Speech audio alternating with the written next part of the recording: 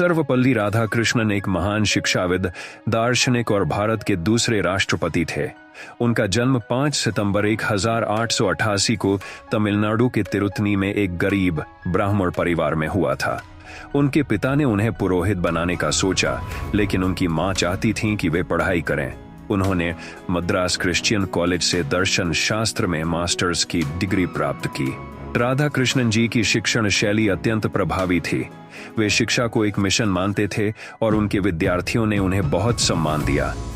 वे भारतीय परंपरा और पाश्चात्य विचारधारा के बीच के अंतर को बहुत अच्छे से समझाते थे।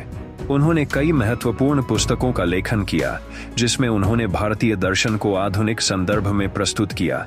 उनकी सबसे प्रसिद्ध कृति इंडियन फिलॉसफी है, जो 2 खंडों में प्रकाशित हुई थी।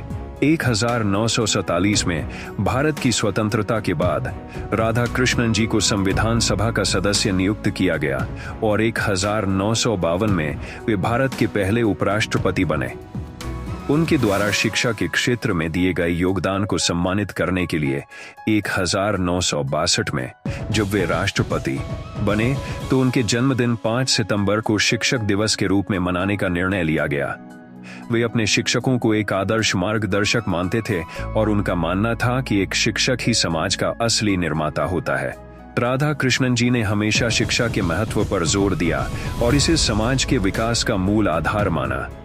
उन्होंने कहा था, अगर सही मायनों में शिक्षा को सफल बनाना है तो हमें अपने शिक्षकों को सम्मान देना चाहिए और उन्हें वह स्थान देना चाहिए जो उनके योग्य है। उनका जीवन हमें यह सिखाता है कि शिक्षा सिर्फ ज्ञान प्राप्त करने का माध्यम नहीं है, बल्कि यह समाज में सकारात्मक बदलाव लाने का एक महत्वपूर्ण साधन है।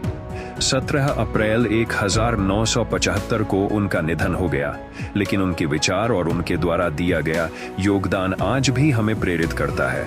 इस शिक्षक दिवस पर सर्वपल्ली राधाकृष्णन जी को याद करते हुए हम सभी शिक्षकों को नमन करते हैं, जो हमारे जीवन में ज्ञान की रोशनी लेकर आते हैं और हमारे भविष्य को संवारते हैं।